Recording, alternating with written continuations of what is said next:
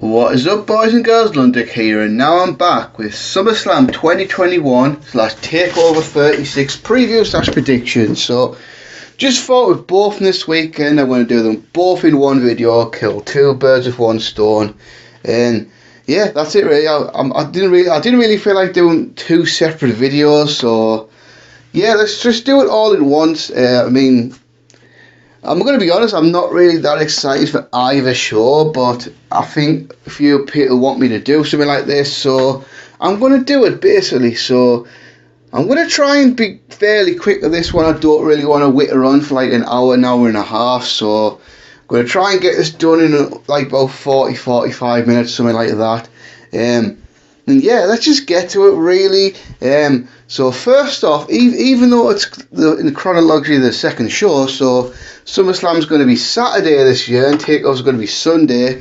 I'm going to do Takeover first, even though it's going to come after SummerSlam, because just feel like you do the bigger show last, and let's be fair, SummerSlam's the bigger show than Takeover. So yeah, look at this Takeover. This Takeover is probably going to be awesome, to be honest. I mean, let's face it, I've lost a lot of interest in NXT over the last year, especially over the last couple of months, and then obviously hearing about what's probably going to happen in the future. I just don't feel very positive for the direction of NXT. However, 9 times out of 10, takeovers usually deliver great shows, and this one should be no different now. Obviously the big changes have apparently come to NXT, so it looks like it's going to go more back to developmental with bigger, younger guys now. You can just tell Triple H doesn't really have the power he used to have on NXT anymore. I'm just looking at little things, and it's basically just another main roster style show at the moment with some slightly better in-ring action. So, I'm not really feeling very positive about the future direction of NXT. But we'll see what happens, but just not really feeling that positive now. I've got 5 matches on the card here. I doubt anything will be added on the show by then, but if it does, I'll briefly just go over. I'll write the prediction in the comment section below. So all 5 of these are championship matches. No, actually, no, I'll tell a lie. 4 out of 5 are championship matches. We've got. So we'll start off the $1 Million Championship. LA Knight defend against Cameron Grimes. If Grimes loses, DiBiase must now become Knight's butler. So this has been a fun little angle, to be honest. I think it's been good for LA Knight. I think Cameron Grimes is such a entertaining character, and it's been really good seeing Ted DiBiase doing something on TV. They had the match at In Your House, and then they had another one at Great America Bash. So they're going to blow the rivalry off here. So this should be, I reckon this will be about a 3-star level match. It'll probably be the worst match of the night, but it'll still likely be pretty good. And it's got to be Grimes' night, hasn't it? Surely. Knight's won the last 2. So you think eventually Grimes has got to get the victory over LA Knight eventually, and this would make so. Yeah, I'm gonna go with this. Might even open the show, to be honest with you. Then you can have Cameron Grimes go over to get a babyface victory. There we go. For the NXT Women's Championship, Raquel Gonzalez versus Dakota Kai. Yeah, this has been a decent one. I did actually like the Dakota Kai turn on Raquel Gonzalez a couple of weeks ago. I think the NXT Women's Division hasn't been as good in 2021 as it was in 19 and 20, but it's still pretty good. So obviously this has been over a year in the making and all that. Didn't Raquel debut back on NXT at Portland? I think that was in February of 2020, I believe it was. So yeah, we're looking at 18 months worth of storylines here. This should be a decent match. I don't think Raquel's really been that good as an NXT Women's Champion, to be honest with you. To be fair, she was following an exceptional reign by Io Shirai, but I've not really been that impressed with Raquel as NXT Women's Champion. I think I smell another new champion here, actually. I think I'm going to go with Dakota Kai. I think to somehow cheat away and to become an NXT Women's Champion. I think there's a good chance they'll want Raquel in the main roster sooner rather than later, given her size and ability and all that. And I think Dakota Kai deserves it, I think she's done a real good job over the since she turned heel basically, and she's been there a while as well. I think she's been on there for like maybe about 3 years, something like that. She was definitely there when Shayna was the champion. I think it was 18, 19 she made an NXT debut. So I would say she deserves it. She's worked hard, she's improved a lot over the last couple of years. So it'll be pretty good. And then probably the match that I'm most excited for, and that's for the NXT UK Championship, Walter versus Ilya Dragunov 2. Wow, yeah, I'm so happy that they put this on this takeover. I mean, yeah, it would have been great for them to do it on an NXT TV show, but this match deserves a crowd. I mean, the match they had last October was the 2020 match of the year, all the wrestling in my opinion. Absolutely amazing match. I mean, that is a true classic. I was always... Then you pretty much knew then we were going to get another match, and now it's been, nearly 10 months now, but here it is, Dragunov versus Walter 2. I mean, this isn't the only great match they've had. I mean, I haven't actually seen them, but I've heard great things about WXW Carat Gold match in about, that was maybe 2018 or 2019, and then they did have a great match in Progress in July of 2019, and I'm sure there's countless others out there between the two. I mean, these guys are just going to absolutely beat the living piss out of each other. I mean, I think Walter's easily the best big man in the business. This match is not only going to be the best match of the night, it's going to be best match here and best match on SummerSlam again. Might even be a match of the year again. I mean, I do wish the circumstances were that this match could take place in a proper UK crowd, because it'd be great in the Capital Wrestling Centre here, WWE Performance Centre, but I do feel like if a big about 10,000 seat arena in the UK, anywhere in the UK really, I think the atmosphere would have been electric. And I mean, like I say, I think this match is going to absolutely rule and steal the show and just be amazing. It's got to be Dragunov, right? It's got to be, hasn't it? I mean, there's no way this story doesn't culminate in Dragunov toppling Walter to win the NXT UK title. Because say Walter wins, then what? What has he got left to do? He's pretty much beaten everybody in the NXT UK roster. And they've been building Dragunov in a way that he kind of has to win. Because let's face it, Walter's had the belt for over 2.5 years now. He won it back at Takeover New York, didn't he? So it's time for him to drop the belt. And I think you've got to go with Dragunov now. Next up for the NXT Championship, we're going to go Samoa Joe making his in-ring return versus Karrion Kross. Now, this has been a pretty good feud, and it's been a little weird dynamic of Kross looking like shit on the main roster, but then still being dominant on NXT. I mean, I don't want to get into too big of a rant, but what they've done for him on the main roster has just been atrocious. I mean, let's be fair, having him lose like that in his first night to Jeff Hardy was embarrassing. And granted, Kross has got his wins back over Hardy, but that shouldn't really excuse what they did in the first place. Yes, maybe they have corrected the mistake that they made, but they should never have made that mistake in the first place. Now, I think he's a very, very divisive figure in the IWC as Karrion Kross. I mean, I don't love the guy, but I do like the guy, and I do feel like a lot of people just hate him because he's big and he doesn't have the Gargano or Adam Cole style.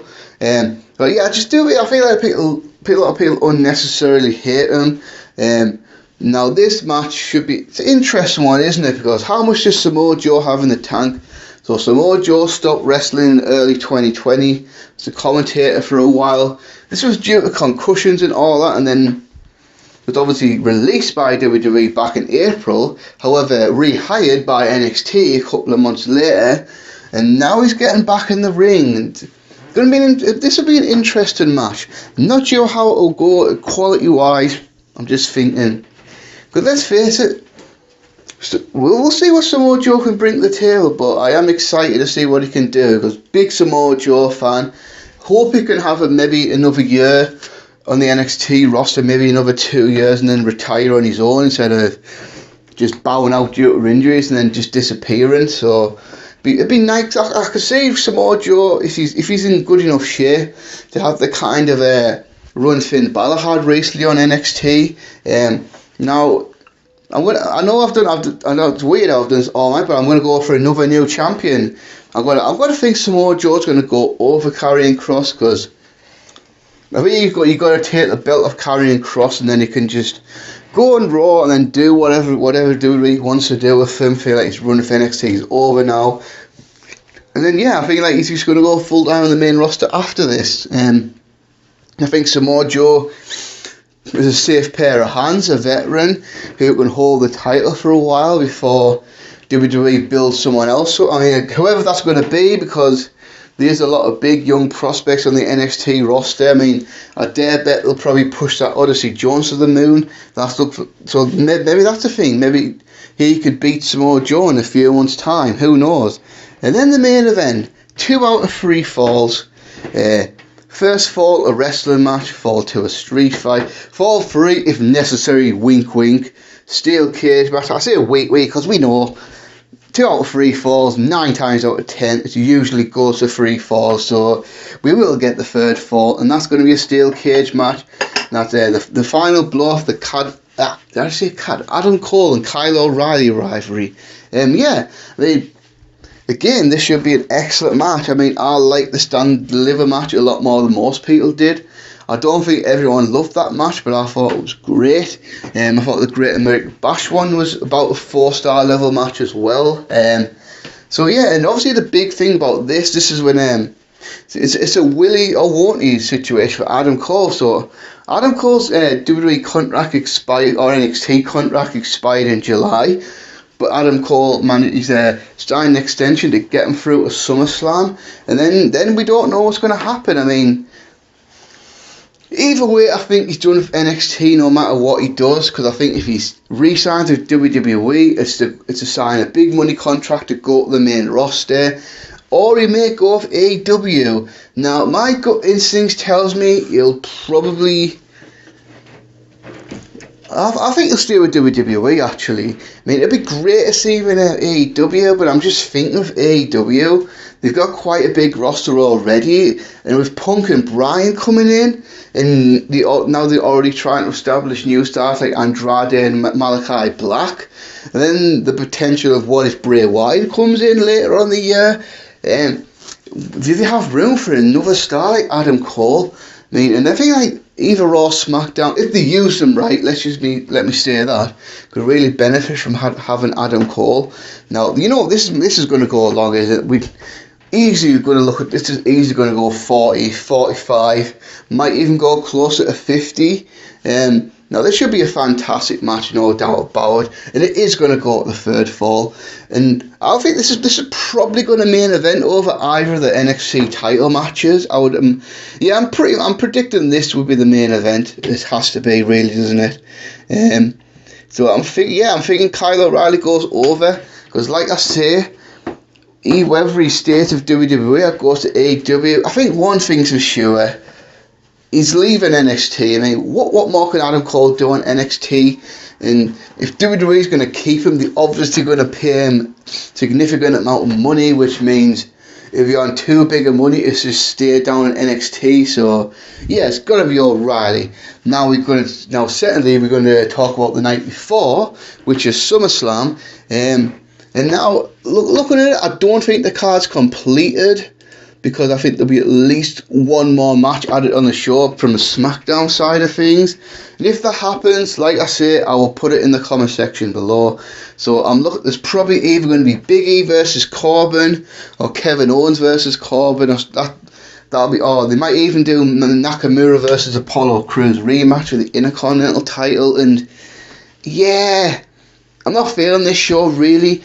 I mean, I'll be honest, the crowds have been back for WWE for a month, and have they really changed? No. I mean, I'm just so glad I wasn't fooled into thinking WWE was suddenly going to get much better with the crowds back, because it really hasn't. I mean, I'm looking at it, the product's pretty much as good as it was before the pandemic, during the pandemic, and after the pandemic. I mean, they haven't really done anything that exciting, really. And yeah, the build of this has been lackluster. I know a lot of people don't like this feud. One commentator in particular was very upset. Very, very upset by the build-up this show. He was very angry about it. But, yeah, especially since this is supposed to be like WWE's biggest show in near enough 2 years, because the last two WrestleManias have had all the problems of the pandemic and all that shite. So WWE had a big chance, because this is the first time we're going to have a full stadium since WrestleMania 35. So this should be a huge show, but it's not. I think on the night it'll probably be a pretty good show, because there's some good wrestlers on the roster, and a few of the matches will probably deliver to a great level. But just looking up this card, what is this really? And I would say, especially on the Raw side, SmackDown side, I'm looking at that. Okay, SmackDown side's pretty good, but the Raw stuff's just awful. And it just really boggles my mind, really, that Raw on Monday can be so dreadful every week, but then on SmackDown on Friday, pretty good. And it's the same company, it's the same people running both shows, yet SmackDown's always so much better than Raw in every single way. It just doesn't really make sense. But yeah, there's 10 matches announced so far. You think at least one of these is going to be on the kickoff show, but they haven't announced that yet. And again, I'm just thinking there'll be at least one more match on the SmackDown side of things. But let's get to it, really. Let's just get this one out of the way first. Eva Marie versus Alexa Bliss. What the fuck is this? Why is this on SummerSlam? I mean, you've got such a talented roster, and you think, yeah, I'll tell you what we'll have on the show. Alexa Bliss versus Eva Marie. Why? I mean, this is garbage. This whole storyline's been an absolute fucking joke. I'm sorry, what is this Lily bullshit? I mean, I saw it the other week where, oh god. So Alexa was wrestling Doudrop, which that just makes you cringe calling that. I just want to keep calling her Piper Niven, but she was wrestling her. Then the fucking doll, I don't know if the doll's supposed to be live or possessed by, I don't know. The doll winks. That distracts Piper, because yet apparently a grown woman is shit scared by a fucking child's doll. And that led to Alexa Bliss rolling up Doudrop for the win. Now, if they did have to do this, which clearly they do, I'd much rather see a match between Alexa and Doudrop again, but no. Apparently these creative geniuses think it's just such a fantastic idea to have Alexa Bliss as Eve Marie on the show. I'm sorry, this Alexa Bliss thing's just fucking terrible. Like, I've been watching wrestling for nearly 30 years, and it's legit, especially the stuff with Lily, the doll, it's legitimately one of the worst things I've ever seen in all my years as a wrestling fan. And I've seen a lot of bad shit over the years. A lot of bad shit, but my god. This sucks. I mean, is there actually anyone out there who thinks this is genuinely good? If there is, I'd honestly like to hear your take on why you think this is good. Because I'm watching this thinking, even the average 7-8-year-old kid would look at this and think, this is fucking stupid, right? Yeah. I mean, in the match itself, let's face it, Eve Marie sucks, and I still can't fathom getting brain around why WWE wanted to bring Eve Marie back. But I guess she's good looking. I guess that's about it. But yeah, this match, it'll probably do at least, mercifully, it might only be 2 or 3 minutes long. At least I hope it is. I mean, like, surely they're not going to have like an 8, 9, 10 minute match, because that would be terrible. And yeah, they're going to do some silly thing where they'll do something stupid like how Lily will put a curse on Eve Marie or something, and then Alexa Bliss will win, and this feud will just continue going down the garbage route that it already is going down. So now, hopefully this one will be better anyway. We're going to have, for the SmackDown Tag Team Championships, the Usos versus Rey Mysterio and Dominic Mysterio. So 1 year after Dominic's WWE debut, SummerSlam last year. And in fairness, he actually stole the show with Seth Rollins last year, to be fair. Now he's on the card, teaming with his dad, looking to become a 2-time SmackDown Tag Team Champions of the Usos. And I'll be honest, I would have saved the Usos title win for here. I mean, I kind of feel like it would have been better if Mysterio and Rey and Dominic won at Money in the Bank and then the Usos won here, but The Usos won the Money in the Bank kickoff show, which I still haven't actually seen that match yet. I didn't watch the Money in the Bank kickoff, so apparently it was very good though, and you've got to think, on paper, this match will be very good as well. I mean, I think for someone who's had 1 year in the business, Dominic's really, really good. I think obviously he's going to improve a lot more in the future. And in his mid-40s, Rey Mysterio is still a very good performer. I mean, I think, especially in tag matches, I think that's a good environment for him to prolong his career. I still feel in my mind that the Mysterio should have won the Smackdown tag team titles at WrestleMania in front of a crowd. I think that would have been a great moment. And the Usos are back, and you can say what you want about Jimmy Uso, but the Usos are still an excellent tag team, and obviously they still look strong because with Roman Reigns and all that. And I've just got to think, with the Roman Reigns storyline continuing, I don't think it would make sense for the Usos to lose the belt so quickly, so I'm going to go for the Usos to retain the SmackDown Tag Team Championships. And then we go. Okay, let's have about this fucking one. We're going to go from the SmackDown tag titles to the Raw tag team titles. AJ Styles and Omos versus RK Bro. One of the few highlights of Raw, and let's face it, Raw has been garbage for a long time now. One of the highlights of Raw is the whole thing of Randy Orton and Matt Riddle. I mean, the whole storyline's been really good. I mean, they've built it well. It's a classic odd couple thing, isn't it? I mean, that's been a wrestling thing for decades now. You've got the straight normal guy in Randy Orton and the goofy guy in Riddle, and then the whole Riddle's been working hard to get Orton's affections and all that.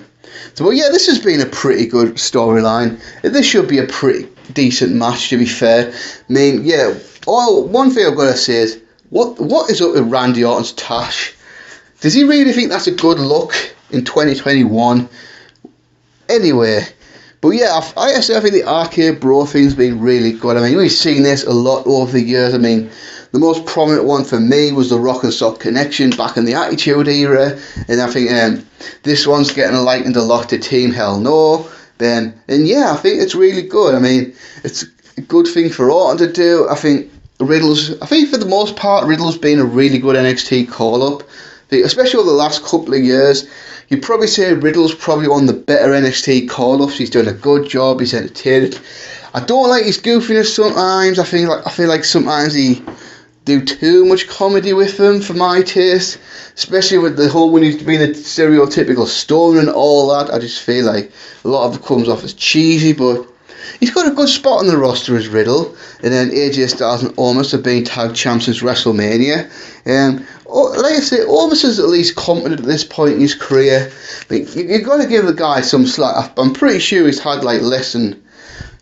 only had like a handful of matches in his career.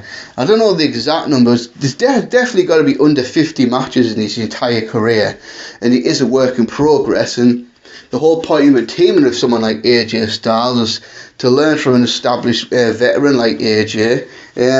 But yeah, I think this match should be pretty good. I mean, I'm sure if they work smartly around Omos and only have him do certain things, but you've got Orton, you've got Riddle in there, and you've got AJ in there, so this match will probably be good. As far as the prediction, I've got to think we'll get new champions. I'm going to have Matt Riddle to pin AJ Styles, to win the tag titles at RK Bro, because that's got to be the next step, right? RK Bro becoming the tag team champions, and then Orton not being totally comfortable by being tag team champions with Riddle and all that. Then they'll continue the stuff, and then I could honestly see Orton and Riddle being a WrestleMania match next year if WWE plays the cards right, which they probably won't, because they'll probably rush this rivalry and have them split up in they'll probably have them split up next month, won't they, and then have the match in October, and that'll be that. But if they're smart about it, they can build this up. Orton can turn on Riddle in early 2022. Then they can have a WrestleMania match, but that probably won't happen. So then we're going to go off a tag title match to a US title match with Sheamus versus Damien Preach. And unfortunately, I feel like if any match gets bumped at the pre-show, it's likely going to be this one, which is a shame. But yeah, this should be a solid match as well. I mean, this has been a perfectly decent storyline. The only thing for me, since Sheamus won the US title, he hasn't really done a lot with the belt. They haven't given many interesting stuff to do. He had those matches with Humberto Carrillo, then he had a couple of good matches with Ricochet, and then the whole Damien Preach thing's come up. Now, Preach is a guy that WWE, they've done well with him so far. I mean, they haven't done fantastic with him, but we had the WrestleMania match with Bad Bunny with The Miz and Morrison. And then, oh God, the whole zombie thing of Backlash, but that didn't harm him. But then I think he got injured, and now he's back, and now he's wrestling Sheamus in the US title. So, yeah, this should be a solid big man match. I can see this one getting dicked for tack. I know he says this match going maybe 6-7 minutes or something like that, though. But if they had like 10-12 minutes, they could have a really good general match, to be fair.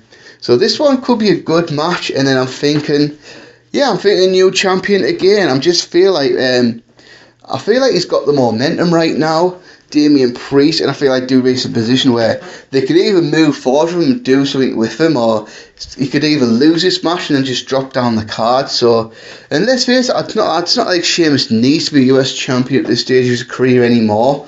And I think like after the Drew feud and after this, I feel like there's not a whole lot left for Sheamus to do. So I'm thinking Priest will beat Sheamus to become the new United States champion.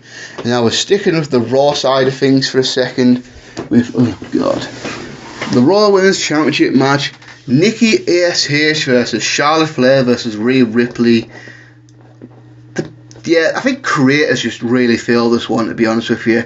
All three are really talented. I mean, Nikki Cross, such a likeable babyface, but they've not really handled this one very well at all. Now, I don't actually mind the superhero Nikki gimmick, but I feel like it needed a little bit more time to build and get over organically. And two, I kind of feel like it had a ceiling. It was kind of a mid-card comedy style gimmick instead of like a top serious gimmick. And yeah, I just feel like they rushed it completely. I mean, she'd won the Money in the Bank, which, okay, that wasn't my choice to win it, but I'm not really upset about that. But I'm thinking, now she is Money in the Bank, I feel like she needed quite a bit of time to build herself up. But no, those creative geniuses thought, no, we'll go for the shock factor. We'll have her win the title on Raw. But the booker's been awful.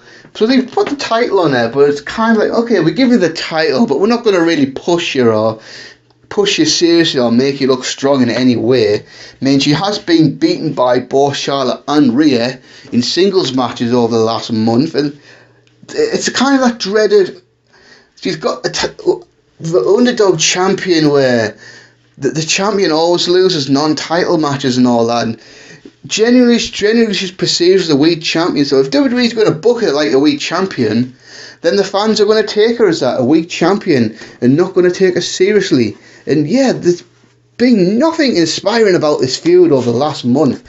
It's just been a bunch of random matches and all that.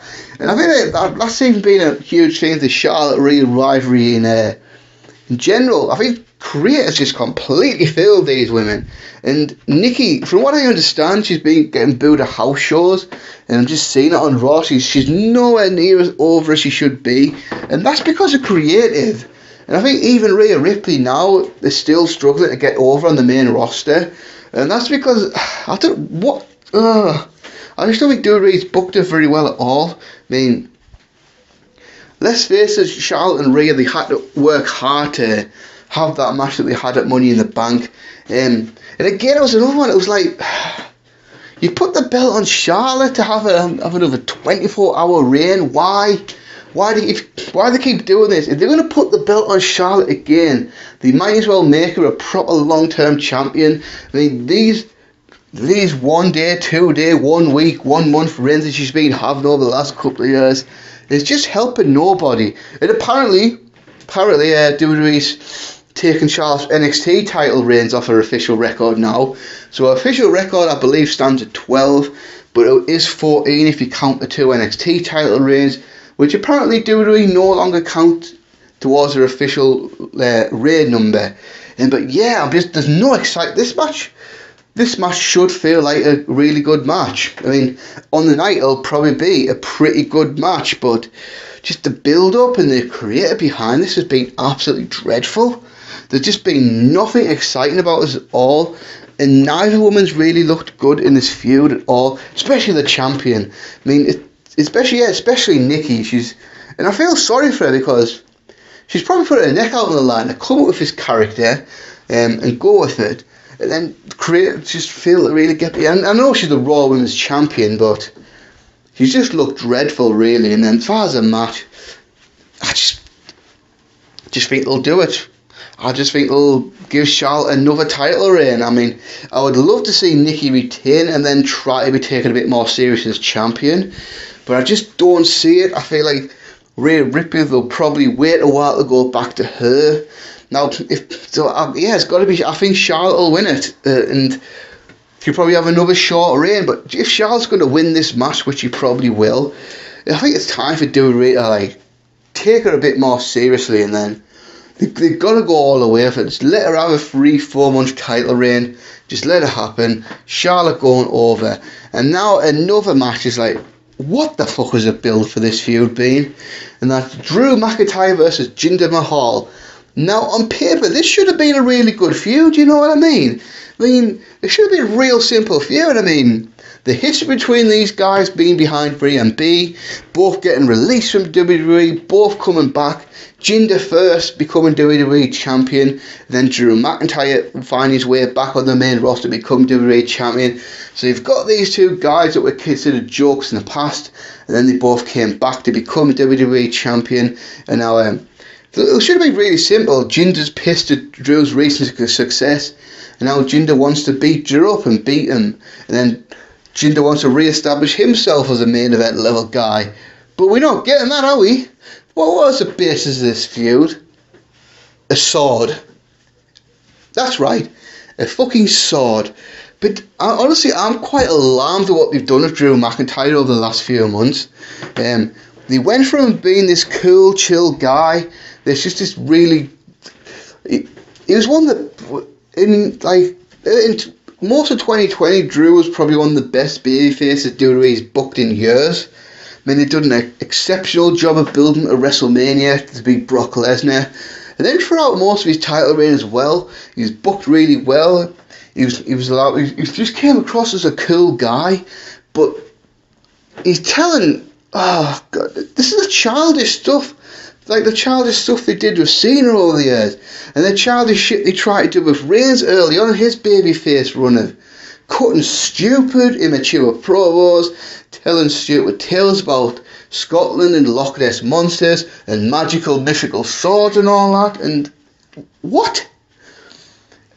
What the fuck? So Jinder stole a sword, but apparently it wasn't the real sword because Drew keeps the real sword at home and only carries a replica to the ring. And then, what? This feud has been fucking terrible. And then you got Jinder's heavies, the two big guys that Drew just beat up routinely, so they now look pretty useless. So for all the seriousness that the Jinder's heavies are being given, I might as well just be the fucking Singh brothers again. Oh yeah, this feud has sucked. I mean, like I said, this should have been a really good feud. It could have been a really good feud. And they could have had a match that people were interested, but I can't think of a single person who's enjoyed the build-up of this. I mean, the whole stuff with Drew's sword and all that. What the fuck is this? What is this? I mean, who's writing this shit? Who's approving this shit? It's terrible. I mean, I guess they're doing this to try and appeal to kids so they can sell big replica swords and all, toy swords and stuff like that, but this has not been good at all. I couldn't be less excited about this feud if I tried. I mean, on the night, it might be a pretty good match. I mean, I've got fingers crossed, I suppose. I mean, let's face it, Drew needing enough always lives in the ring. I'm not a big fan of Jinder's in-ring work, but I like to think he could maybe step his game up to have an entertaining match with Drew. But honestly, I can see the crowd just shitting all over this match for simply existing. And like I say, I am very concerned about what's happened to Drew McIntyre. He went from being the most over babyface, like undisputably the top babyface on the roster, and doing really good stuff to basically being a kid's character now, and it's really sad to see. It's really, really sad to see. And I feel like a lot of people are going to start turning on Drew. I just don't think people want to watch this match at all. I think the match will probably be alright. I think it potentially can be pretty good, but I'm guessing it's probably going to be alright. And I feel like the crowd's just going to destroy it, to be honest with you. Now it's prediction. Yeah, I think Drew's going to go over, because I'm convinced that Drew's going to SmackDown during the draft, and he's probably going to feud with Roman Reigns pretty soon. So, and who wants to see Jinder Mahal pushed again after this?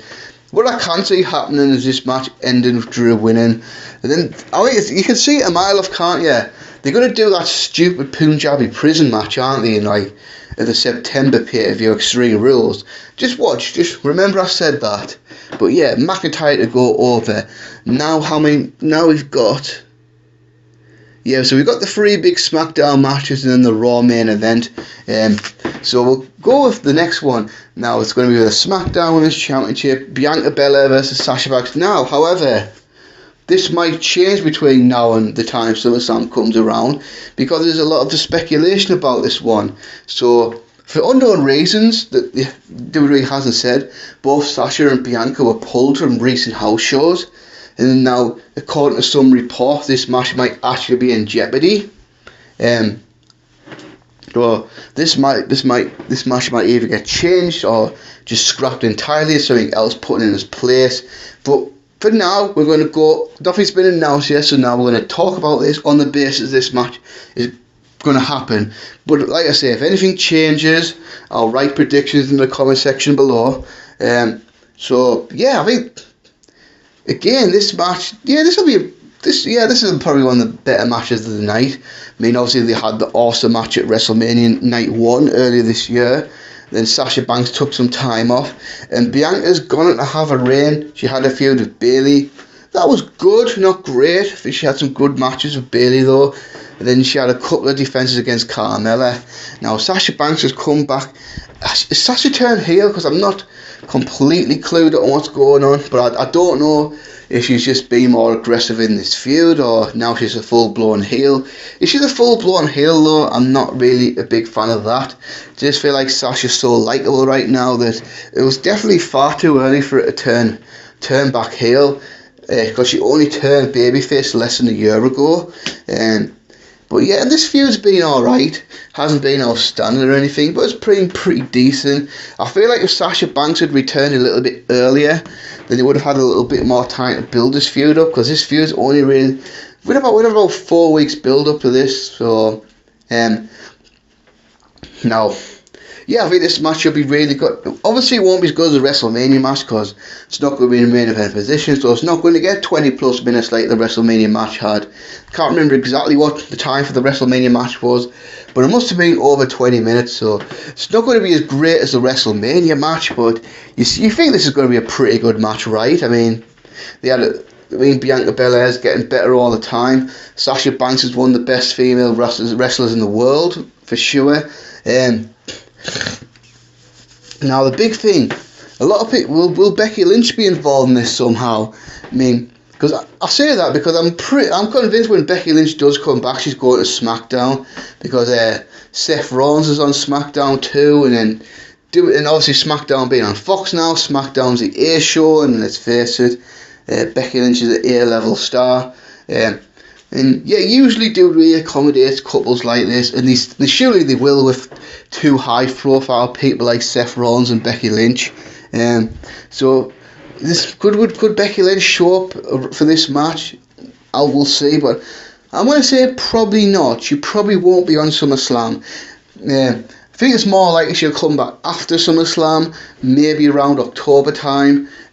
So I don't think she'll be in there. But I think this will be a good match, and I'm going to go with Sasha Banks to go over to win back the SmackDown Women's Championship, because I feel like that's fine. I think Bianca's had a run now, and I feel like if you have Sasha Banks win the belt, you can have Bianca Belair chase Sasha a little bit more, and that would lead to Becky Lynch coming back to facing a heel like Sasha Banks. So I'm going to go with Sasha to go over. Now for me, this is my most anticipated match of not WrestleMania, fucking hell, but SummerSlam this year.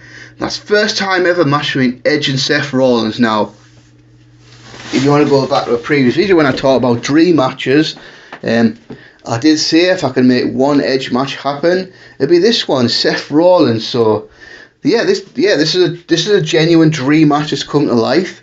This was obviously up until January 2020. This match was impossible. Edge was done. He was retired. He was never coming back. So it wasn't even a possibility. It was always going to be that, a dream match, a fantasy match. But then of course Edge miraculously returned to WWE at Royal Rumble 2020, and yeah, here we are. A year and 8 months later, here we are. Edge Seth Rollins at SummerSlam. Now, yeah, this has probably been the best built-up match of the show. I mean, I don't think it's been outstanding, but it's been pretty good. I mean, some of Edge's and Rollins' promos against each other have been great, and you just know this is a match that Edge campaigned for.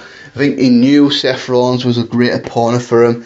And it's been great for Rollins because Rollins has kind of been there this year. I mean, he had the Cesaro feud and all that, but he hasn't really done anything significant. Probably since the Rey and Dominic rivalry last year, he hasn't really done anything he could really sink his teeth into. And like I said, the Cesaro feud was fine, but yeah, I think this is the big angle that Seth Rollins was looking for, to really sink his teeth into and make it big. This obviously goes back to when Edge and Christian went on Raw. I think this was early 20. It was either the first Raw of 2015 or the last one of 2014. I can't remember. It was one of those two though, definitely, where Edge and Christian on Raw, and then obviously Rollins threatened to curse on Edge when that forced him to bring back the Authority. Yeah, it might have been the New Year Raw, maybe. I can't remember. It was like 6-7 years ago now. And I think at that point, you were thinking, oh, okay, imagine Edge in his prime facing Seth Rollins, because they both had kind of similar rises at the top with the Money in the Bank and all that, and kind of being the same cunning, calculating characters and all that over the years. The whole basis of this is Seth Rollins thinks he was better than Edge ever was. So yeah, like I said, Rollins is called Edge is called Rollins Edge Light. So yeah, I would say for the most part, this has been a really good build-up, and this match should be excellent because Edge still looks pretty excellent in the ring, to be honest. I mean, for his age, he's in absolutely incredible shape, and so far he's pretty much delivered in all of his matches so far.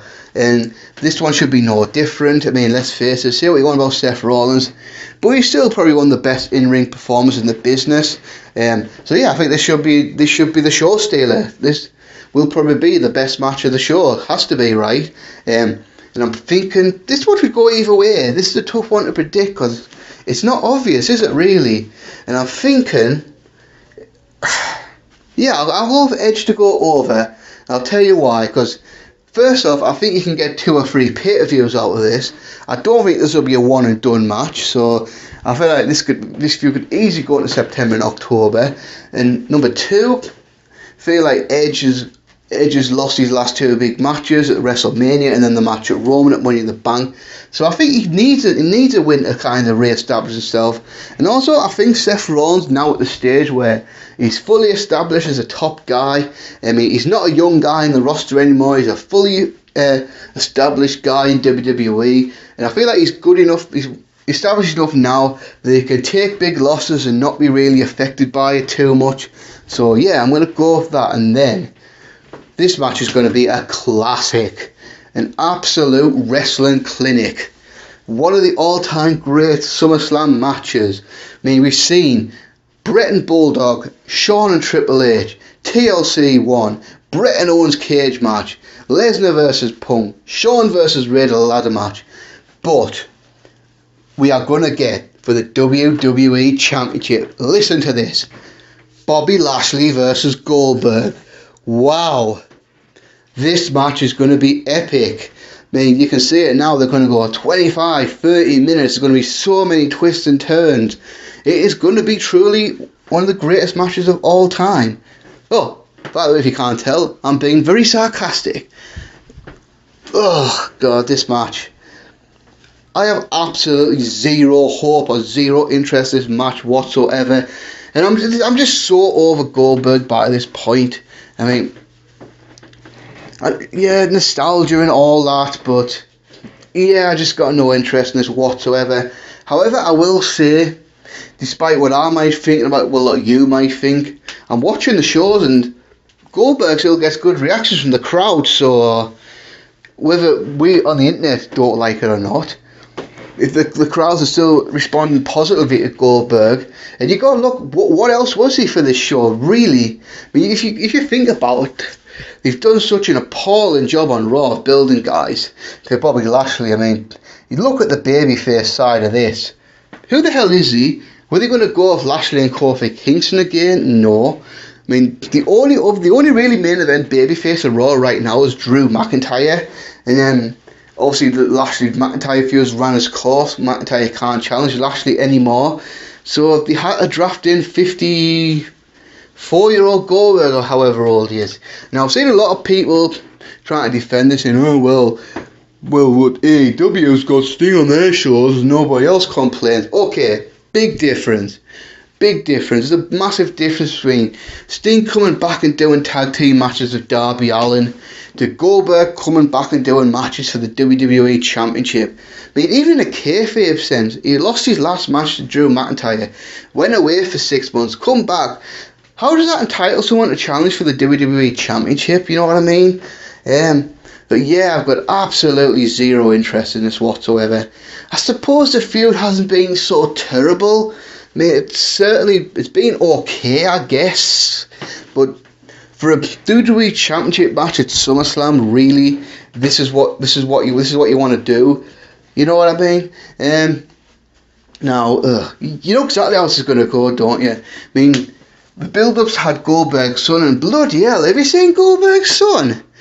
Bloody hell, I mean, fucking hell. I think puberty's gone very well for that lad. I mean, remember when he was at WWE originally, when he was like 10 and 5 years ago, and just look at how much he's grown now as a 15-year-old. He's a fucking beast. Now you can just tell, like, this Gage Goldberg's 15-year-old son, he's going to be a professional athlete, whether that's football or maybe be MMA fighter or something, or even get into the wrestling business. You know that Gage Goldberg's going to do something big in his career. You can just tell, like, when he leaves school and all that, he's definitely going to go into pro sport. But yeah, in the match, you know exactly what's going to go. Goldberg's going to hit a spear, Lashley's going to kick out. Hit another spear, get a kick out. Lashley might hit a spine buster. Lashley will hit a spear, Lashley will hit a spear. Goldberg, he might go for the jackhammer, which he may or may not drop Lashley on his head. Lashley will kick out, then Lashley will hit a spear, then he'll lock on the hurt lock, and Goldberg will pass out, and that'll be that. So yeah, prediction. Right. I want to say Lashley's going over. I really do. And ultimately, I do think Lashley will go over. But I've just got this niggling feeling in the back of my head that I just can't get rid of, that Goldberg might do it. Honestly, I honestly think there's at least a decent chance Goldberg will go over in this match, because, and people, you might say, oh, WWE wouldn't be that stupid, right, to put the WWE title on Goldberg in 2021, right? Well, they were stupid enough to put the Universal title on him in 2020 when he beat Bray Wyatt, so I would absolutely not rule out the possibility of Goldberg going over to win the title. But I really hope I'm right here. I do think Bobby Lashley will go over and retain the title. But then I think the draft's got to be a big thing for WWE. They've got to give Raw someone, or even build somebody up to face Lashley in the future. Now, one possibility could be the Big E could go over to Raw and cash his Money in the Bank. A lot of people even speculate he might cash in his Money in the Bank at SummerSlam. I'm going to say that probably won't happen, but it wouldn't surprise me. And then the main event for SummerSlam, Tribal Chief Roman Reigns versus John Cena. Is it me, or does this match, or should this match feel way more exciting and way more bigger than it is? I mean, this should be a genuine marquee match. This should feel like the biggest match WWE's done in at least 2 or 3 years. But it just feels, okay, fine. Yes, Reigns and Cena, okay, that'll be pretty good, okay. Yeah, I'm just not feeling the anticipation level that this should be a match of this magnitude between let's face it, now a megastar in John Cena and the biggest star in WWE and Roman Reigns. I mean, yeah, this should feel like a really, really, really big match, but it doesn't. And the feud it's been so. I mean, a couple of people are trying to make out of this feud absolutely terrible, and I don't think it is absolutely horrible, but I do agree that it should be way better than it is. So Cena, of course, came back to Money in the Bank to thunderous ovation, and now that started the build up to this match with Roman Reigns, because Cena's now back, and you got to think this is a one and done for a while for Cena. I mean, let's face it. John Cena is now an actor, and you can not see the irony in this, that years ago John Cena used to criticise The Rock so much for doing this, and now here we are all these years later, John Cena gets the same opportunities as The Rock did, and lo and behold, John Cena's doing exactly the same things that he used to hate The Rock for. You couldn't make that up, could you, really? So you think Cena's coming in for this big show, having this main event match, and then he'll go back on hiatus, probably come back in early 2022, maybe do something for either Royal Rumble or WrestleMania 38, won't it? Bloody hell. Yeah, it's going to be WrestleMania 38 next year, isn't it? So you think his goal is to have this match with Roman Reigns and then go away. Now, yeah, like I said, so it really started with Roman Reigns initially denying John Cena's challenge, and then he got Finn Balor in the mix, which I understand laying the table for future Balor and Reigns matches down the line, which I think that has accomplished. So it looked like it was going to be Reigns and Balor for SummerSlam. But if you're watching wrestling for long enough, you knew exactly what was going to happen. So John Cena interrupted the contract signing, then stole Finn Balor's contract and written his name on it, which you gotta love the idea of kayfabe that this could be legally enforced. You could write your name on someone else's contract. Okay, brilliant. Let's go by that logic. So what I could have done then is when Rafael Varane was going to sign for Manchester United, what was I going to do? Break into Old Trafford, beat up Rafael Varane, then write my name on Varane's contract, and then now I'm a Manchester United player. You know what I mean? It's just it's a silly rest of the logic that you have to just accept if you're a wrestling fan. You just have to accept some level of nonsense, and this is kind of one of them. So legally, you can't sign someone else's contract legally, but it's pro wrestling. It is what it is. This has been done millions of times before and been done many times again over the years. But yeah, John Cena just kind of looks like it. Yeah, he just doesn't come across as a babyface here, does he? And then Finn Balor's getting screwed out of a match. And then it's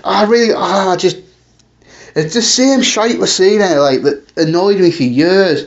When Cena laughs and jokes during promos, and then instead of building his opponents up, he runs them down by pointing out the flaws and all that, and telling them that they suck and all that. It just doesn't make sense. Why would you do that?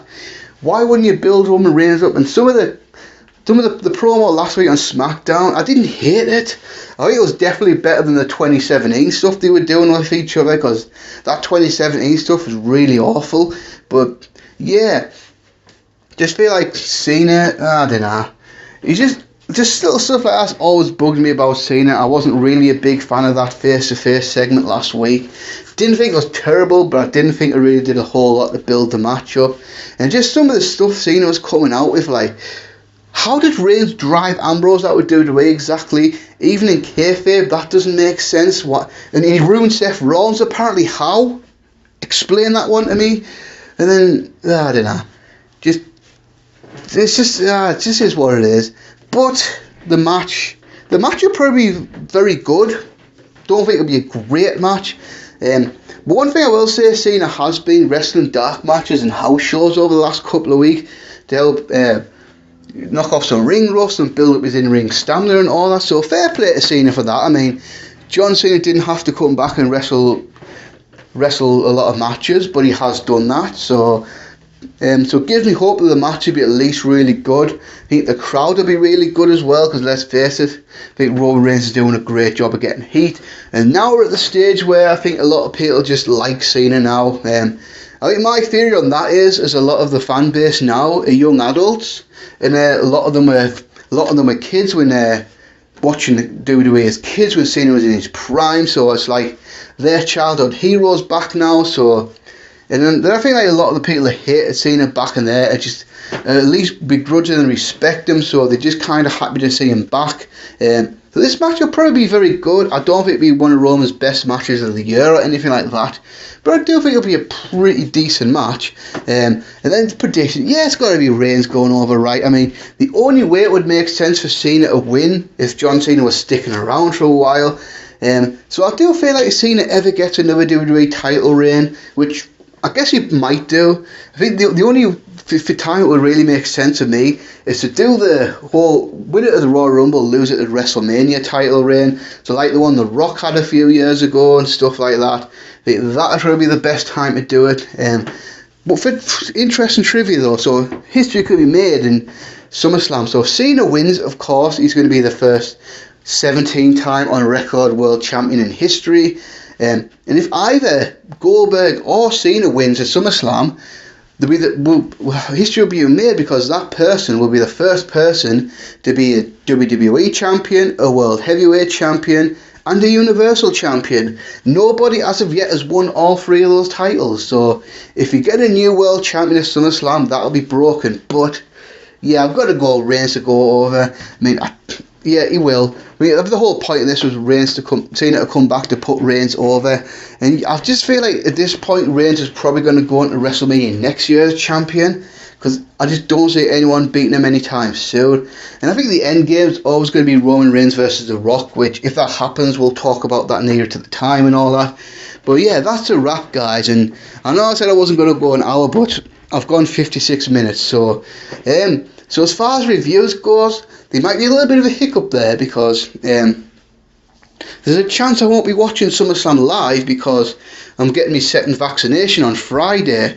And I know a lot of people who've had the second jab and it's completely messed them up for a couple of days. So I could be really ill on Saturday. So if I'm really ill on Saturday, I'm not staying up all night to watch SummerSlam, and then I've got to go to work on Sunday if I'm alright. So I will do the review sometime on Sunday. It might be early in the morning, it might be later in the afternoon. I don't know. But that's just so I might not be watching it live. If I'm too bad to still watch it live, I won't watch it live basically. But yeah, and that's it, guys. And until next time, peace.